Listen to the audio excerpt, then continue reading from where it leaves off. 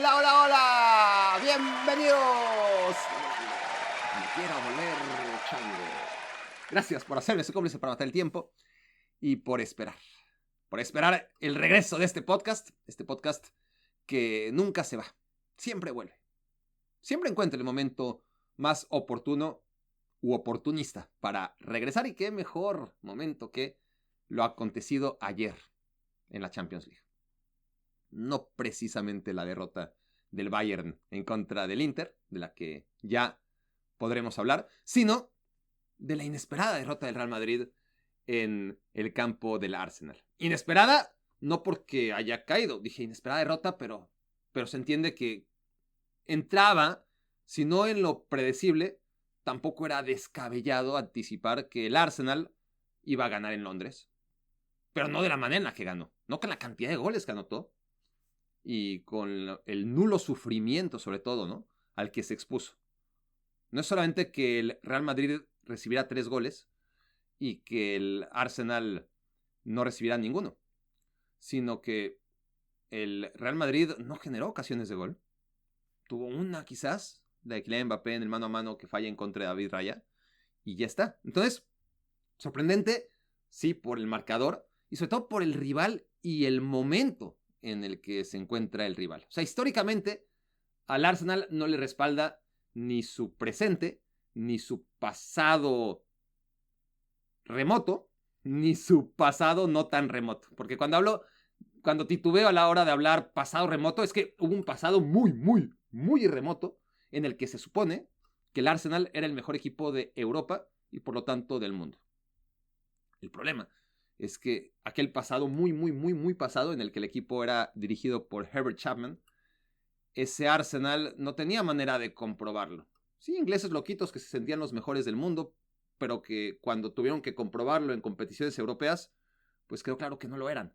Pero se supone que en aquella época todavía lo eran, ¿no? Que el fútbol estaba en un estado primitivo y que el Arsenal de Herbert Chapman revolucionó totalmente lo visto hasta entonces en Inglaterra, y como el fútbol lejos de Inglaterra todavía era más primitivo, damos por muy probable que el Arsenal haya sido el mejor equipo de la época. Dije muy probable, pero hablé mal como de costumbre. Muy posible. Probable es precisamente, no se puede probar. ¿Por qué? Porque no había Champions League, porque no había Copa de Europa, porque no había, a lo mucho, jugaban contra equipos escoceses. Era todo lo que se internacionalizaba por aquel entonces el fútbol inglés. Entonces, sí, en el pasado muy, muy, muy, muy, muy remoto, puede ser que el Arsenal era en los años 40 y 30 el mejor equipo del mundo, pero ya llovió de eso, y desde que hay Copa de Europa, el Arsenal no la ganó nunca, y es seguramente el equipo más poderoso entre los que nunca ganaron la Champions League. No hay un equipo más poderoso que el Arsenal entre los que jamás ganaron la Copa de Europa, y eso contrasta con el Real Madrid, obviamente. El Real Madrid es todo lo contrario, desde el principio hasta el fin. Nadie ganó tantas Copas de Europa en los primeros años, nadie ganó tantas Copas de Europa a la mitad, es decir, cuando cambió el formato y en los años 2000 se convirtió en Champions League, tuvo esos años que no duraron tanto, pero pum, pum, pum, 3 Copas de Europa, ¿no? Que se dice fácil, 1998, 2000, 2002. Y luego esta tercera gran etapa dorada del club que se ha extendido desde 2014 a la fecha con 6 Copas de Europa más. 6 al principio, 3 a la mitad, 6 hasta lo que llevamos ahora. Y esto nos puede hablar, aunque sea dentro de la... Qué romántica a veces puede ser la aritmética, ¿no? Es decir, uno piensa que no hay conceptos más divorciados que la prosa y las matemáticas, pero a veces se unen. No funciona para nada, ¿verdad? Porque está claro que bueno, no está claro, pero la gente racional tendemos a pensar que no estamos del todo destinados a ser esclavos de los números, ¿no? O sea, los números simplemente pueden reportar ciertas casualidades, pero nosotros no vamos como conejillos a estrellarnos con lo que dictan los números. Pero bueno, mientras haya esperanzas, pues hay que aferrarse a cualquier cosa, así sea a la numerología. Entonces, el Real Madrid ganó sus 6 Copas de Europa al principio, ganó 5 seguidas, luego tardó unos 5 años para ganar la sexta, luego ganó las 3 de la mitad, las del cambio de siglo, y recientemente ganó otras 6. Pues ya está, 6-3-6, y a ver cuándo reabren una nueva etapa, porque todo indica que el Real Madrid está sufriendo ahora sí un golpe del cual no se va a levantar fácilmente. Por lo menos no en 2025. Yo ya me estoy yendo lejos y estoy hablando de un fin de ciclo y que el Real Madrid por lo menos en 10 años no va a ganar la Champions League. Bueno sería. Esto solamente lo respalda la inocencia de creer que los números nos gobiernan y pensar que este círculo se ha quebrantado. 6-3-6 y a ver cuándo se abre una nueva espiral de éxitos para el Real Madrid. Pero bueno, eso solamente es curiosidad numérica. El asunto es que, así como el Arsenal no estaba respaldado históricamente para vencer al Real Madrid, porque son los dos equipos más distintos que puede haber si hablamos de mística, de ADN europeo, y así como al Arsenal, ni su pasado remoto, ni su pasado más reciente invitaba al optimismo, en el caso del Real Madrid, pues era lo único que invitaba al optimismo, pero eran suficientes pruebas como para pensar que al menos al Arsenal lo iban a derrotar y ya veríamos en contra del Paris Saint-Germain, si es que no del Aston Villa. Pero podíamos dar por sentado, creo que muchos cometimos el error, el aparente error, porque ya sabemos que esto puede cambiar en cualquier momento y solamente en una semana veremos si realmente el Real Madrid queda fuera de Europa, como parece ahora mismo que está. Pero sí, basado en la experiencia, en la historia, pues no había forma de que el Arsenal venciera al Real Madrid. Entonces, hay un tema, que al Real Madrid, así como lo respalda su historia de siempre, su historia que conocimos todos, no la que nos contaron, sino la que hemos visto, su presente no tanto. Al Arsenal no le favorecía nada, ni su historia remota, ni su historia reciente, ni mucho menos su presente, por las lesiones que viene arrastrando, sobre todo en las posiciones tan trascendentales para un partido de esta envergadura. Si el Arsenal, con Gabriel Jesús y con Kai Havertz, no era ninguna garantía para competir en contra del Real Madrid, para nada, pues sin ninguno de los dos y sin un tercer delantero, mejor opción que Mikel Merino, que nunca fue delantero en su vida, pues ustedes me dirán. Pero bueno, aparece Mikel Merino, que no es delantero y mete un gol. Aparece Declan Rice, que jamás en su vida había metido un gol de tiro libre y mete no uno, sino dos. El Arsenal no metía goles de tiro libre, déjense de Declan Rice, hacía 4 años y en un solo partido mete 2 golazos, ¿no? Y todo lo que se puede analizar del momento que atraviesa el Arsenal y su historia, contrastado con lo que es el Real Madrid, se viene abajo, se desmorona.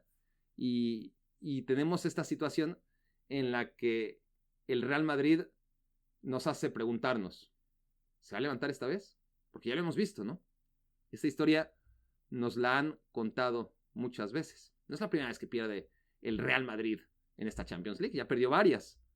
Perdió contra el Lille, perdió contra el Milan, hay que perder contra el Milan en el Santiago Bernabéu, contra este Milan, ¿no? Bueno, perdió el Real Madrid contra el Milan, dirigido entonces por Pablo Fonseca, imagínense. Aparte de perder contra el Lille, contra el Milan, perdió contra el Liverpool y contra el Atlético de Madrid. Al final, después de perder el partido de vuelta, se van a penales y sabemos que no sin polémica, el Real Madrid acaba avanzando con la sensación de que tanto contra el Atlético como contra el Manchester City fue más lo que dejó de hacer el rival que lo que hizo el Real Madrid. Ahí hay una diferencia. El Real Madrid jugando bien a veces, mal generalmente y fatal unas cuantas veces, en estos años ha logrado pasar eliminatorias por momentos de juego que lo sacan adelante, ¿no? Contra el Atlético de Madrid y contra el Manchester City no fue tan así. Contra el Manchester City fueron dominantes, ahí sí no creo que es inapelable, pero también es inapelable que la sensación de 180 minutos fue el City no metió ni las manos, ¿no? Entonces, y contra el Atlético de Madrid, pues creo que está todavía muy fresco en la memoria como para profundizar demasiado en que la sensación es que por más que quieran encapsular todo a un penal de Julián Álvarez que entró y que decidieron que fue antirreglamentario, pues es que ese penal, aunque no lo hubieran decidido así, no hubiera cambiado nada. Yo estoy seguro de ello. Como estaba seguro que el Arsenal iba a perder contra el Real Madrid, eso está claro y no es ninguna certeza o no debe dar ninguna certidumbre que yo esté 100% seguro que aunque Julián Álvarez su penal hubiera subido al marcador, de todas formas el Atlético iba a perder porque ¿qué? No es que con ese penal ganaban, no fue como el de John Terry que si lo metía el Chelsea en ese momento era campeón de Europa, no, simplemente hubiera sobrevivido un poquito más el Atlético de Madrid hasta que le llegara la hora. Pero a lo que iba es a eso, ¿no? A que el Real Madrid hasta ahora no había tenido ni siquiera esos momentos, esos chispazos, esos instantes que en otros años le han permitido, aún desde la inferioridad, avanzar. Pero bueno, era el Arsenal.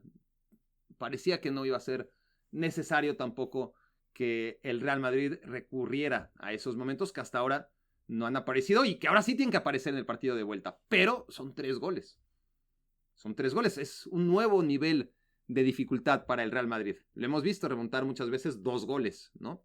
3 goles ya es cosa seria. Bueno, ¿quién nos dice que el Real Madrid no lo va a hacer otra vez? Y aquí voy a estar una semana diciendo la misma cantaleta de siempre. La mística, y nunca hay que darlos por muerto, y son como las cucarachas porque no se mueren nunca. Y bueno, los mismos recursos a los que tengo que rendirme cada vez que el Real Madrid hace lo que siempre hace. Entonces, ¿lo va a hacer otra vez? Esa es la gran pregunta. Y creo que todos deberíamos estar por lo menos con la guardia levantada, aunque creamos que esta vez no. Pues quién sabe. O sea, imagínense un gol. Creo que es fácil de imaginar un gol del Real Madrid pronto, ¿no? ¿Y qué tal el Arsenal? Aguantando desde el minuto 1, o desde el minuto 5, o desde el minuto 10, ese 1-0. O incluso en el segundo tiempo, si quieren, ¿no? El Real Madrid mete un gol en empezar el segundo tiempo. Miedo. ¿Qué tal si cae el segundo? Lo hemos visto. Y ahí sí, ese miedo se va a convertir en pánico. Todavía con un 2-0, hipotético, el Real Madrid estaría fuera. Pero el Arsenal estaría cagado en los calzones. Y sabemos que eso, tratándose del Arsenal, pues implica que probablemente pueda perder. Que caiga en esta eliminatoria que ahora parece definida. Una eliminatoria que en la que el Arsenal le salió todo bien en el partido de ida, pero pensémoslo así. El Arsenal no fue brillante. El Arsenal no fue ni siquiera agresivo. El Arsenal no estuvo en una noche inspirada. Sí, tuvo los momentos de inspiración de Declan Rice a balón parado. Pero no fue una noche tremenda del Arsenal para nada. Al contrario, la sensación antes de que cayera el primer gol en el segundo tiempo era este Arsenal está siendo extremadamente conservador. Después a Mikel Arteta, pues el resultado le da la razón de sobra, ¿no? Pero pues yo era este Arsenal atascado, sin cambio de ritmo, con sus extremos bien abiertos, pero sin hacer movimientos por dentro que le dieran agilidad al partido, que realmente pusieran en predicamento constantemente a Thibaut Courtois. Sí que tuvo un par de atajadas, sí que sobre la línea tuvieron que salvarlo 2 veces. Es verdad, sí que el Arsenal tuvo sus llegadas, pero no era un Arsenal particularmente atrevido, ni inspirado, ni suelto, ni fluía su fútbol. Más bien era un equipo espeso, atascado, que tenía la pelota, pero que no pasaba gran cosa. Era un partido para que acabara 0-0 o 1-0 a lo mucho a favor del Arsenal, pero sabemos que no fue así. Sabemos que el Arsenal se encontró y no falló en esos momentos en los que la probabilidad de que cayera el gol era mínima.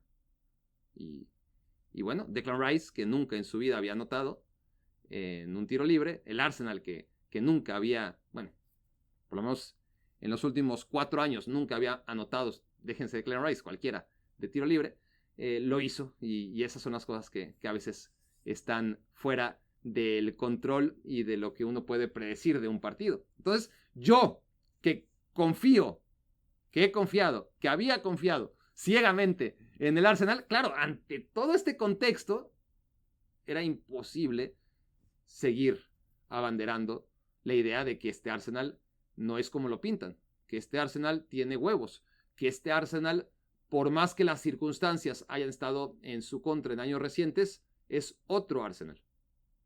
Eso lo venía diciendo yo, y hay testigos.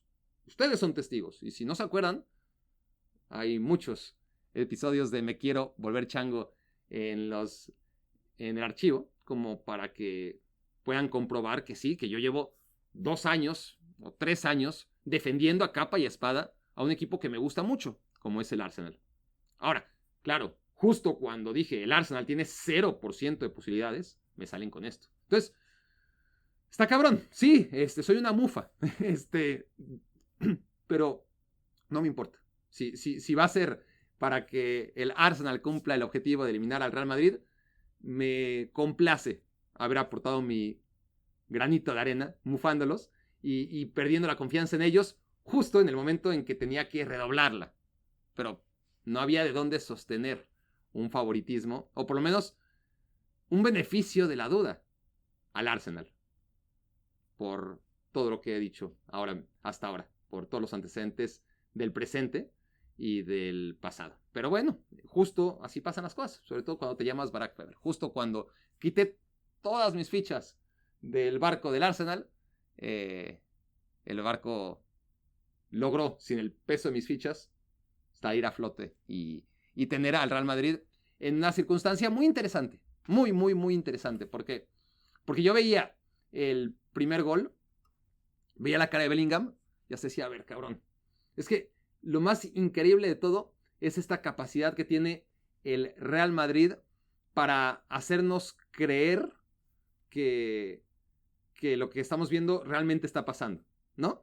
Como una película, como un actor que realmente en su papel dramatiza y le meten un gol y ve al cielo y dice, no puede ser, y yo decía, o le decía a mis compañeros con los que estaba viendo el partido, es que es increíble, ¿no? El drama que hacen, como si no supieran que de todas formas van a remontar. O sea, como que se tienen que meter en el papel para que realmente se lo crean y tengan que algo que los empuje a remontar y que no sea la costumbre de decir, ay, ya, siempre lo hacemos, ya ni para qué perdemos tiempo haciéndonos como que nos duele un gol en contra, ¿no? Si de todas formas lo vamos a revertir. Eso pensaba yo después del primer gol. Después del segundo gol dije, ¡ay, güey! ¡Ay, güey! Pero ya he vivido este momento. No caí tampoco en euforia. Cuando cayó el tercero, estaba al aire. Pero bueno, yo estaba en otro estudio al lado de donde estaban al aire.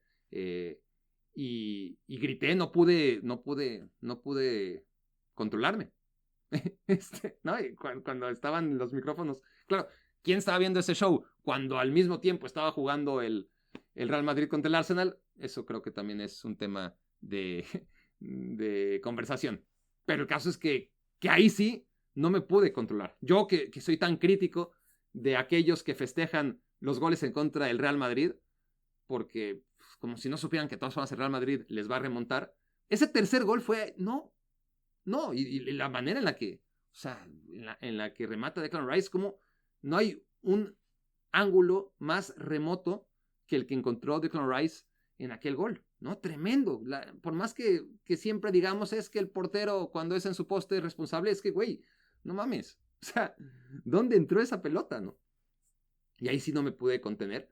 Y por eso les digo que estamos ante un escenario interesante. Un escenario en el que creo que nadie puede, por lo menos nadie debe descartar que el Real Madrid remonte, que haga lo que siempre hace el Real Madrid y que el Arsenal haga lo que continuamente hace o de lo que se le acusa tanto, ¿no? De cagarse. Ahora, esto, así como nos sorprende a todos, no deja más que ser algo que ya vimos. La historia se repite. Hay una serie alemana que dejé de ver. Me quedé antes de la tercera temporada, la tengo que retomar. Tiene sus cosas, está buena, tiene algunas cosas que no sé, tengo que verla completa como para juzgarla, ¿no? Pero se llama Dark. Creo que algunos estarán familiarizados ya, no es tan nueva.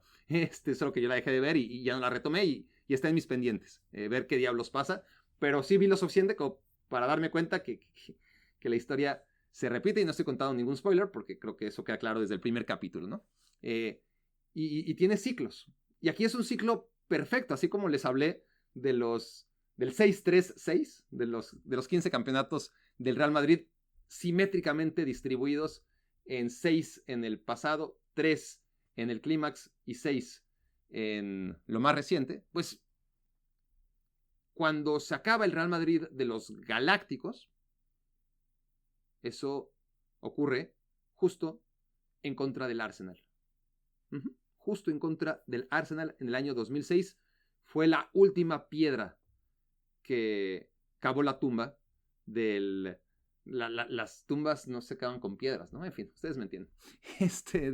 Del Real Madrid de los Galácticos. En 2006, en febrero de 2006, Florentino Pérez renuncia. Se va del Real Madrid de manera irrevocable. Claro, iba a regresar 2 años y medio después. Pero en febrero de 2006, tras perder en contra del Arsenal, fue el no va más. No puede ser. Hasta contra el Arsenal perdemos. Y miren que el Arsenal en ese momento era un equipo que llevaba solamente 2 años sin ser campeón de Inglaterra. Todavía tenía respeto. Tenía a Thierry Henry. Era otro Arsenal, honestamente, pero el Real Madrid venía arrastrando una cantidad de problemas que lo ponían en un momento en el que Florentino Pérez sintió el agua al cuello, se frustró y dijo, yo no puedo más. He fracasado. El proyecto de los Galácticos ha sido un fracaso. Y se fue. Y hay un parteaguas en la historia del Real Madrid, claramente, después de esa derrota, que además había sido en el partido de ida. Ni siquiera... lo que pasa es que perdieron en el Bernabéu. Ahí fue diferente. Perdieron 1-0 en el Bernabéu y ya en la vuelta, ya sin Florentino Pérez, ahora con Ramón López Caro como entrenador y un presidente interino, pues el Real Madrid ya no halló la fuerza, ¿no? Los Galácticos ya no traían absolutamente nada a esas alturas de 2006. Por más que Zidane después en el verano recobró, ¿no? De una manera increíble su fútbol, su mejor fútbol y se retiró por lo grande en la Copa del Mundo. Pero bueno, ese Real Madrid y los Galácticos no iba a ningún lado, pierden contra del Arsenal y si uno piensa un poco más, le da vueltas a lo que pasaba en 2006, todo empieza a hacer sentido. Lo que pasa es que la gente joven, yo era joven en 2006, muchos de ustedes eran jóvenes en 2006, algunos ni siquiera se acuerdan de 2006, pero en ese momento como que no teníamos muchas referencias como tenemos ahora los viejos, ¿no? Para ver, ay güey, a ver, esto ya lo vivimos. Esto ya lo vivimos hace 19 años, cuando el Arsenal venció al Real Madrid, lo elimina de la Copa de Europa y paralelamente el Barça renace. El Barcelona, que había ganado una Copa de Europa aislada en un formato distinto en 1992, justo en ese año 2006 y justo en una final contra el Arsenal, logra ganar la segunda Copa de Europa y a partir de ahí escribir por lo menos durante 9 años, de 2006 a 2015, la mejor. Pues yo diría que sí, no, quizás no por títulos, pero sí por nivel de juego, la mejor generación de futbolistas que hubo nunca. Honestamente. De 2006 a 2015, lo del Barça fue sensacional. Y bueno, no sé, esto tiene pinta de que puede repetirse, de que no va a ser idéntico, obviamente vamos a encontrar diferencias, claro, pero ahí están, de 2006 a 2025, igual y el Arsenal no llega a la final, igual y el Arsenal está por verse, insisto, si logra avanzar a semifinales, pero ¿qué tal si el Arsenal llega a la final? ¿Qué tal si el Barça llega a la final? ¿Qué tal si la historia se repite y a partir de esa eventual y muy hipotética victoria del Barça en la Champions League, nos damos cuenta que un ciclo se ha reabierto y ahora toca que el Barça sea el dominante y al Real Madrid remar? No sé, hay muchas hipótesis sustentadas, obviamente, solamente en metáforas y analogías que no tienen sustento, pero que son dignas de, si no análisis, por lo menos de conocerse. Y Y luego, claro, todo se puede hacer polvo y se va a hacer polvo en 90 minutos o en menos. En cuanto el Real Madrid le meta miedo al Arsenal. Ahí está el meollo del asunto. El Arsenal va a sobrevivir en el Bernabéu. 3 goles son suficientes, porque yo ya volé, yo ya dejé ir la imaginación y estoy pensando no solamente en un Real Madrid que queda fuera de esta Champions League, sino en un Real Madrid que toca fondo, como tocó fondo el de los Galácticos, que paralelamente el Barcelona va a tener una nueva era de gloria como la que tuvo desde 2006 hasta 2015 y que todo va encajando, ¿no? Pero todo se reduce a una pregunta. ¿El Arsenal tiene los suficientes goles para llegar y sobrevivir en el Estadio Santiago Bernabéu? Porque vuelvo a lo mismo, ¿no? Piénsenlo, un gol del Real Madrid, solo un gol. No son necesarios 3. Obviamente son necesarios 3 para mandar todo a tiempo extra. Lo que voy es que un gol los acerca muchísimo. Muchísimo. Sobre todo porque no solamente es un gol, es todo lo que conocemos que rodea al Real Madrid en un partido de vuelta en el que están perdiendo en el Bernabéu y cómo esto contrasta con el Arsenal y su facilidad de cagarse encima tras recibir un solo gol. Entonces, claro, yo estoy volando, porque ¿qué tal si el Real Madrid hace lo que todo el mundo intuimos que puede hacer y toda esta numérica, ¿no? que me acabo de sacar de la manga, realmente ni lo había pensado, todo me salió ahorita mientras hablaba, pues era el momento de expresarlo, porque si no, si el Real Madrid acaba ganando, todo lo que acabo de decir y filosofar se verá a la basura. Así que lo digo mientras tenga vigencia de aquí a 6 días. Y bueno, ya está. Obviamente hay mucho que analizar, se ha analizado mucho, ahorita creo que ya estoy demasiado tarde en el análisis, ayer fue un día muy ocupado, hoy a primera hora del día, ya con los ojos un poquito más abiertos, estoy hablándoles del partido de ayer, pero pues está claro que este Real Madrid tiene muchas carencias, que ya lo veíamos en la liga constantemente, defensivamente todos los problemas que tiene, que Ancelotti no ha desarrollado más allá de sus problemas a la hora de configurar un 11, no está bien planeado este equipo y Dani Ceballos solucionaba muchas cosas en medio campo y ahora pues su lesión evidencia la edad de Luka Modric, que contra el Leganés pues, puede ser que no se nota tanto, ¿no? Pero es tremendo lo que hace Luka Modric y ponerlo de titular a los 39 años en un partido de estos, pues te hace reflexionar sobre cómo ha planeado el Real Madrid su plantel, más allá que todo el mundo es susceptible de sufrir lesiones. Pues el Real Madrid, el que más, y la temporada pasada supo sacarlo adelante, pero si el Barcelona se escudara en... Es que Christensen, el contención de la temporada pasada, se lesionó y Oriol Romeu lo vendí y ahora me quedé sin contenciones. Pues no.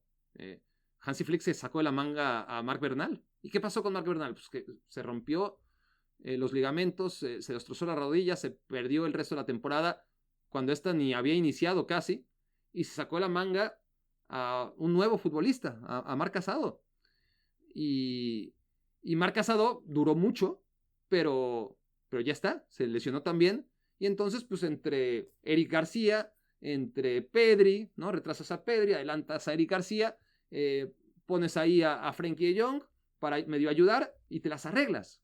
Entonces es un plantel que a pesar de todo lo que se pueda decir de la dirección deportiva, está bien estructurado para poder, con mucha suerte también, pero bueno, eso es otro análisis.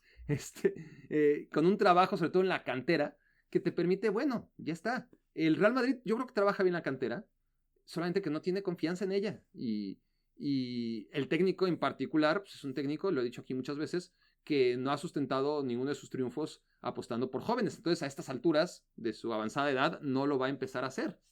Va a casarse con los no jóvenes, siempre.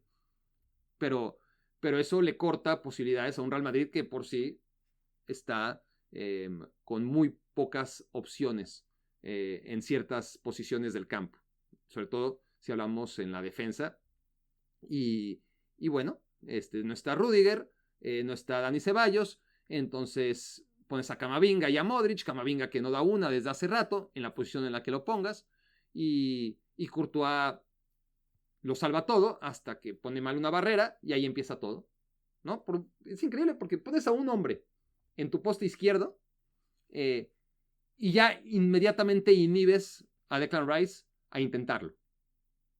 No lo hubiera intentado. No digo que con la comba que hizo ese balón, de todas formas hubiera sido gol. A lo que veo es que ni siquiera lo hubiera intentado. No hubiera tenido esa visión ni hubiera inhibido. Por eso pones la barrera, para inhibir. No solamente para bloquear, sino para inhibir al rival de intentar buscar el poste que no estás defendiendo. Entonces, ahí empieza todo. Ese sí fue error de Courtois. El otro no. El otro ciertamente tiene un impulso hacia la derecha y luego pierde una décima de segundo para lanzarse a la izquierda, pero da igual. Pongan a Lev Yashin en su prime. Es que estaba diciendo prime antes que Yashin. Me pasa con muchos futbolistas que sueltan el balón antes de hacer el control. Lev Yashin en su prime, Iker Casillas en su prime, cada uno protegiendo una parte de la portería, y ese gol entra. Estoy exagerando, pero que se entienda la analogía. Es tremendo el gol de Declan Rice. Ahí no le doy responsabilidad a Thibaut Courtois, más allá que si nos ponemos muy finos, sí hace como un amago, ni siquiera es un paso, un amago para irse hacia la derecha, que es donde uno intuye que viene el disparo, y luego rectifica, pero ya es demasiado tarde. Pero aunque no hubiera ocurrido, o sea, es un golazo. Pero en la barrera sí, o sea, te confías, pones un elemento menos en la barrera y a partir de ahí entra un gol que cambia toda la dinámica del partido. Entonces, sí, para Thibaut Courtois anduvo muy bien. De todas formas, tuvo unas atajadas sensacionales típicas de él de bloquear un disparo a quemarropa, levantarse inmediatamente con la edad que tiene y sobre todo con todo lo que mide, se levanta inmediatamente y por arriba, hombre, se ríe, ¿no? No lo vences por arriba a menos de que le dispares como le disparó Declan Rice en aquellos tiros libres. Entonces, sí, el Real Madrid ha dependido durante muchos años de individualismos de sus porteros, en este caso de Thibaut Courtois casi siempre, y del estado de gracia de futbolistas como Vinicius, como Bellingham, en el pasado Benzema, si nos vamos más atrás, Sergio Ramos, Cristiano Ronaldo, etc. Ni Zinedine Zidane ni Carlo Ancelotti, y esto lo vengo diciendo siempre, en las buenas y en las malas. Cuando hay que hablar del Real Madrid, hay que decir que este equipo no tiene un modelo de juego, no lo ha tenido nunca, y lo ha rescatado los momentos de inspiración de sus individuos. Cuando estos no tienen esos momentos de inspiración, el Real Madrid se hunde. Lo que pasa es que normalmente, cuando están contra las cuerdas, surge esa inspiración, esa rabia que lleva al Real Madrid literalmente, no literalmente, pero casi literalmente, a mover montañas. Y ahora hay que mover una, ¿no? Pero va a ser aferrados otra vez en ese estado de ánimo, no en una idea de juego a la cual recurrir cuando las cosas vienen mal, que sería lo idóneo para cualquier equipo, pero con el Real Madrid las cosas no funcionan así, y ¿saben qué? Les es rentable. Al final pueden perder una Champions League de vez en cuando, como ahora mismo, están a punto de hacerlo, pero ¿por qué han de cambiar? Si les es tan rentable y además es fácil, ¿no? Pues ¿para qué desarrollas con todo lo pesado que es trabajar un modelo de juego, un estilo, sobre todo con futbolistas consagrados que no quieren trabajar porque han visto que trabajando lo mínimo, pues de todas formas consiguen los objetivos? Entonces, ¿cómo los haces trabajar? ¿Cómo los haces realmente tener un compromiso defensivo, generar automatismos que les permitan encontrar salidas y no recurrir únicamente a su talento? Entonces, se juntan muchas cosas, la soberbia del futbolista en general, en particular la del Real Madrid, y todo esto cimentado con el cemento que da el lograr títulos, ¿no? ¿Por qué van a cambiar?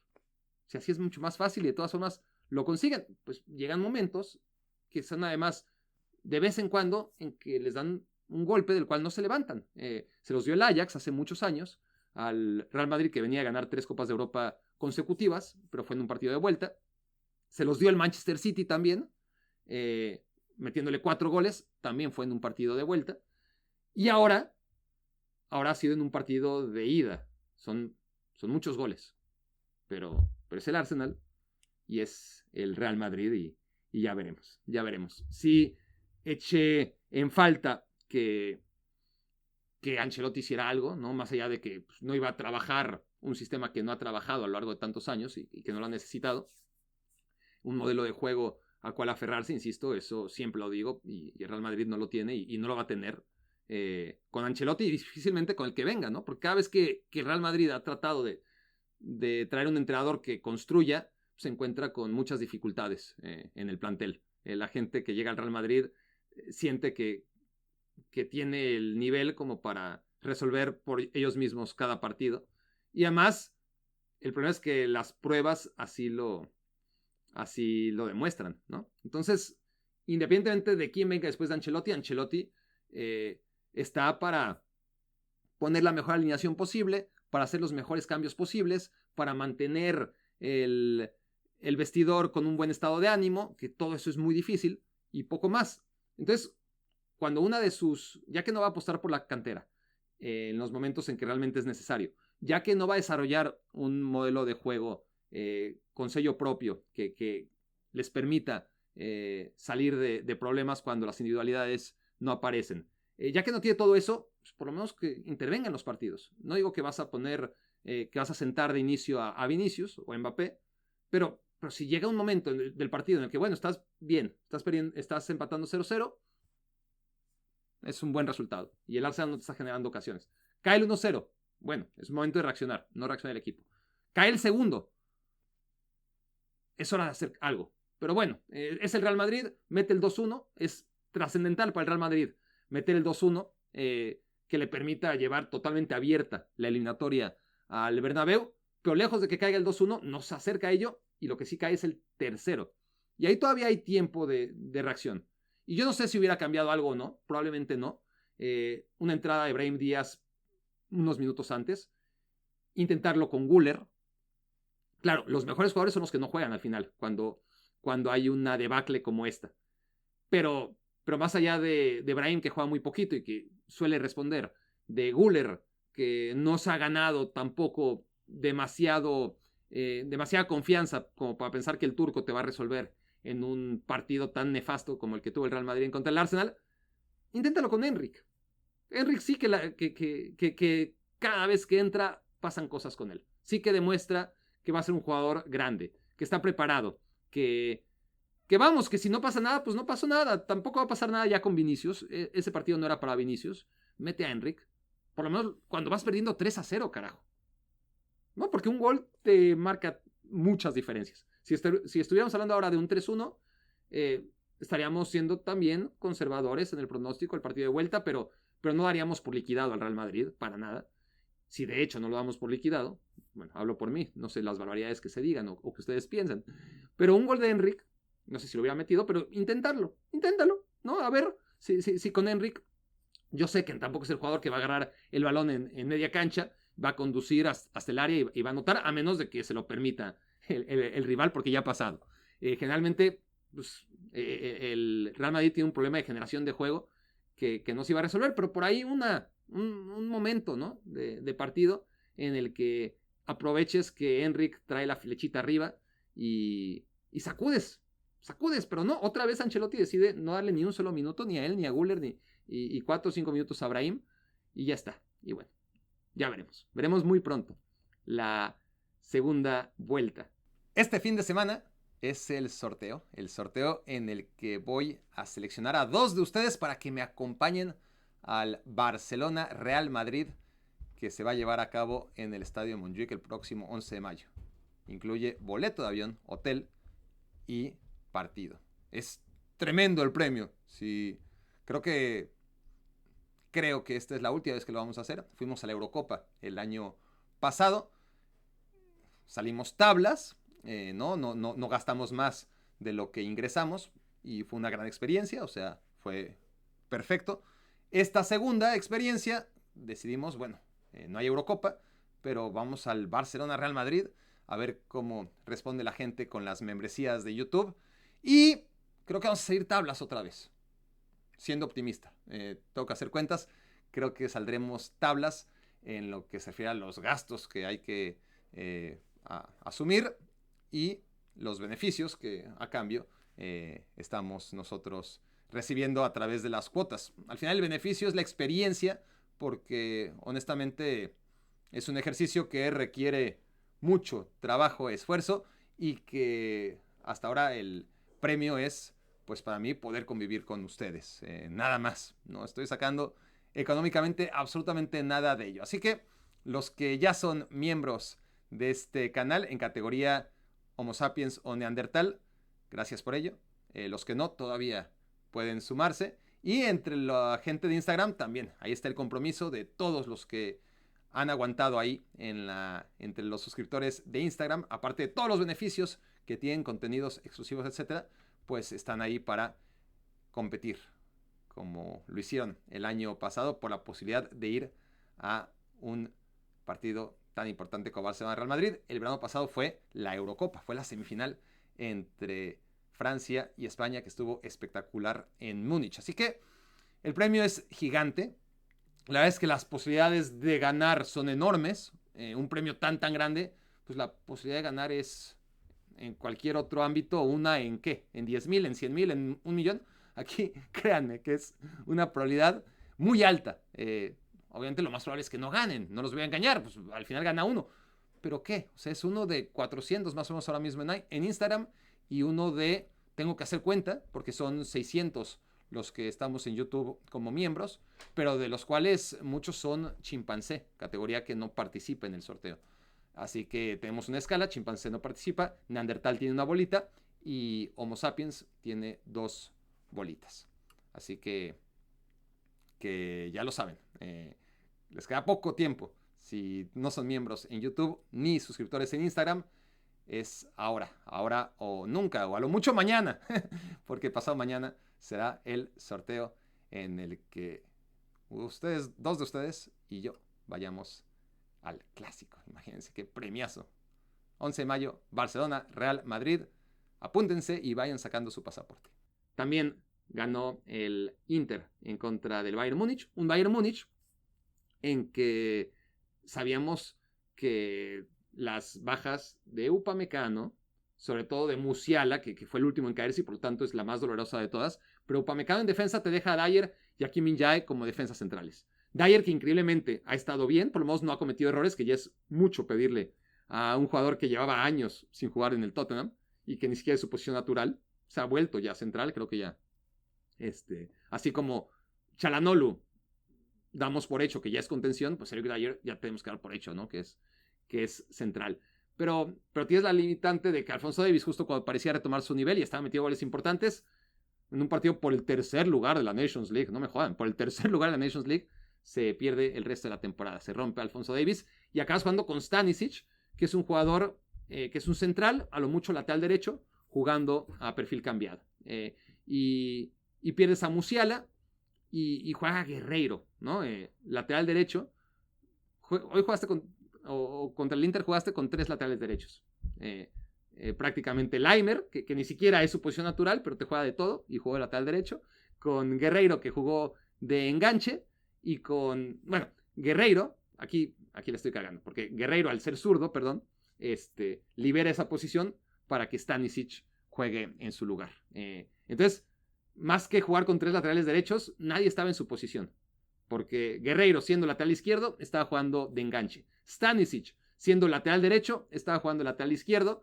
Y Laimer, que ciertamente te juega de todo y que no es ajeno a la posición de lateral derecho, pues no deja de ser un mediocampista habilitado como lateral derecho. Entonces, muchos problemas en este Bayern Múnich ya de inicio, ya desde que uno veía la alineación. Y bueno, creo que había mejores opciones. No digo meter a Müller, porque Müller no anda bien, aunque entra y mete gol.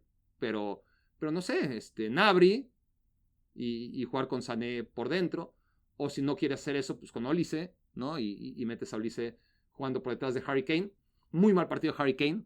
Yo soy defensor ultranza de Harry Kane, pero tuvo una que sencillamente no puedes fallar. Una en la que Olise conduce hacia adentro, hacia adentro, hacia adentro. Increíble la defensa del Inter, que como si no supiera que Olise no va a intentar otra cosa más que perfilarse de zurda.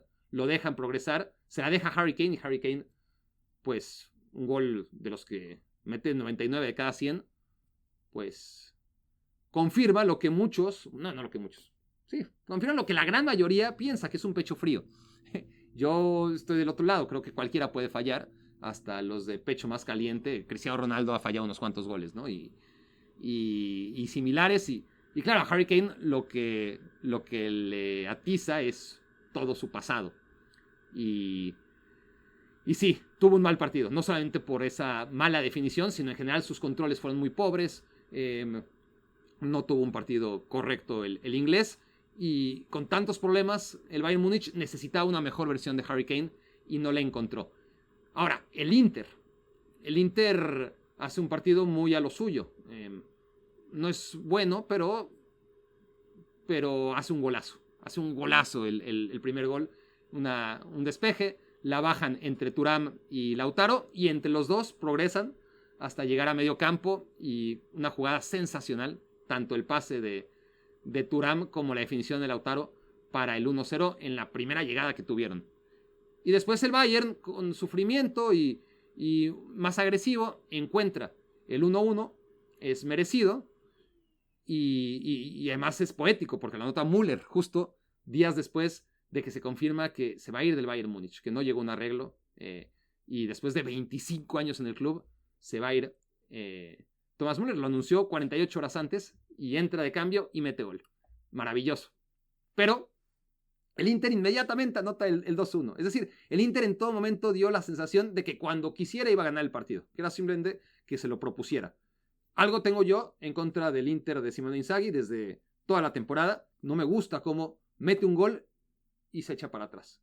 Y no solamente es eso, sino que no le sale. Hay un montón de partidos que va ganando el Inter esta temporada y que le empatan. Güey, no es lo tuyo, Inzaghi. Este Inter sabe o ha sabido en muchos momentos defenderse con la pelota, atacando, siendo por lo menos mucho más insistente, vamos a ver si me sale, insistente en el contragolpe, ¿no? Quería decir instintivo, pero también esos instintos que tiene el Inter a la hora de contragolpear están muy bien, pero incluso en esta temporada me parecen amarrados en ciertos contextos, y luego tienes el partido como el del fin de semana en que van ganando 2-0 tranquilamente contra el Parma, les empatan 2-2. Y así muchísimos. Aquí le empatan 1-1 y mi sensación era, puta, otra vez el Inter. Pero luego nos demostró que, o por lo menos nos dio la sensación de que así como encontró el gol, apenas lo buscó, el segundo también cayó tan fácil. Es un despeje de manos, ¿no? Ni siquiera es un contragolpe, es un despeje de manos de Sommer. Está pésimamente ubicada la defensa del Bayern Múnich, producto también que nadie está jugando en su posición. Entonces Stanisic deja ahí un boquete enorme que aprovecha, y Fratesi con las piernas frescas acaba anotando. Y bueno, yo creía, como todos, que esta eliminatoria iba a estar muy pareja. Era la más atractiva de las 4, y creía que el Inter iba a avanzar, y bueno, ahí está en buen camino para avanzar el Inter de Milán, aún sin Di Marco, que se quedó en la banca, Dumfries, que está lesionado, sin tener a los laterales ideales, pero bueno, sí que Carlos Augusto hizo un buen partido, Darmian estuvo correcto, y el Inter muy posiblemente va a estar en semifinales. Yo había anticipado, el pedo es que luego me digo y me desdigo, pero yo había anticipado que los grandes favoritos para esta Champions League eran 4.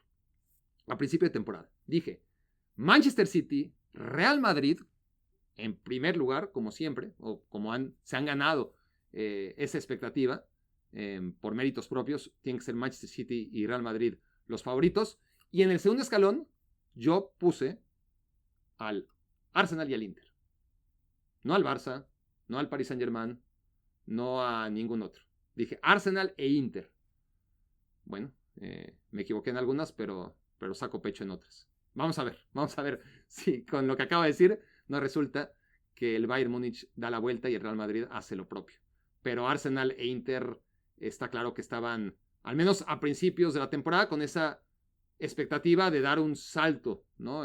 Que los colocara en semifinales. En el caso del Inter, un salto de retorno, ¿no?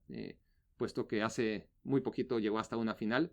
Y en el caso del Arsenal, pues está cerca de volver a semifinales de Champions League después de tantos años, pero bueno, ya nos veremos, o por lo menos nos escucharemos en una semana para ver cómo cerraron sus eliminatorias. Eso fue Me Quiero Volver Chango. Muchas gracias por haberme hecho su cómplice para matar el tiempo.